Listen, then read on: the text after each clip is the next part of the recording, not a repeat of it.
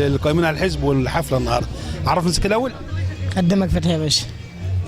كلمه تقول النهارده بمناسبه الزفاف تقول ايه؟ اقول لهم الف الف مليون شكر ان هم فرحوني بحبيبتي. ان هم فرحوني بحبيبتي.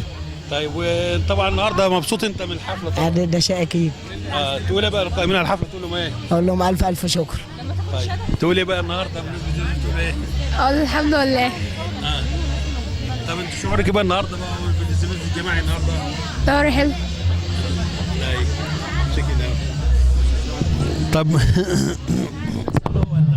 لا بلاش احنا. انا حكم. طيب عرف الناس كده اول؟ ايه محمد احمد.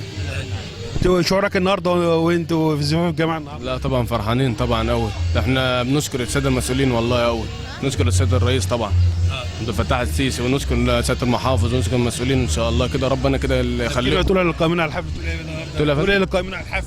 لا الله يبارك لهم بصراحه، الله يخليهم كده ويبارك لهم يا رب، ويا رب يوسع كده في الخير بتاعهم كده يا رب.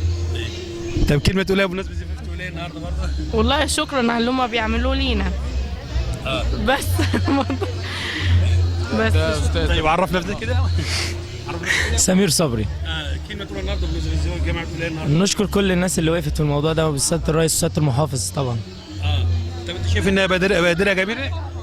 شايف انها مبادره جميله يعني؟ طبعا. كفايه العرسان الحلوه دول. شايف انها طبعا نوع من التكافل الاجتماعي برضه. طبعا. الف شكر طبعا. طيب كلمه بقى تقولها النهارده تقول ايه؟ ألف شكر على اللي أنتوا عملتوه معانا. تقول ايه بقى الامه الاسلاميه بمناسبه الايام المفترجه اللي احنا فيها؟ لا طبعا ناس كويسة وربنا يكرمهم إن شاء الله. كل سنة وأنتم طيبين. شكرا. ناخد الشغل